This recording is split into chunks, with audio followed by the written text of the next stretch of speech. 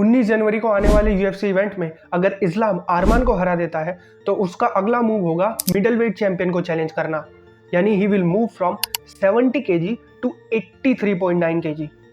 पहला सवाल, इलिया जो इस्लाम को चैलेंज कर रहा है उसका क्या? इस्लाम का इस पर कहना है कि वो थक गया है दूसरों को चांस दे देकर।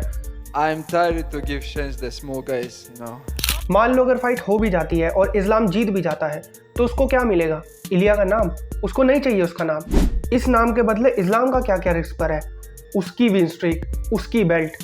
तो अब आगे बस वो अपनी दूसरी बेल्ट पर फोकस करना चाहता है। I need my second belt, you know. दूसरा सवाल, लाइट वेट और मिडल वेट के बीच में वॉल्टर वेट भी आता है, यानी 77 kg।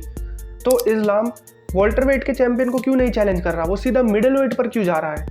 अब ऐसा इसलिए क्योंकि वॉल्टर वेट का चैंपियन इस वक्त बिलाल मोहम्मद है और बिलाल मोहम्मद इस्लाम का फ्रेंड और लॉन्ग टाइम ट्रेनिंग पार्टनर भी है, इसलिए जब तक वो चैंपियन है इस्लाम उसको चैलेंज नहीं करेगा। अब मिडल वेट चैंपियनशिप के लिए अगर इस्लाम की किसी से पॉसिबल फाइट हो सकती है तो वो हो सकती है अभी ड्रेकस डुप्लेसी से, क्योंकि वो ही इस वक्त चैंपियन है। और अगर ये मैचअप हुआ तो ये फाइट देखनी बहुत इंटरेस्टिंग होगी, क्योंकि इसमें हमें पता चलेगा कि आखिर वेट क्लास होती क्यों है, साइज डिफरेंस कितना मैटर करता है एक फाइट को जीतने के लिए।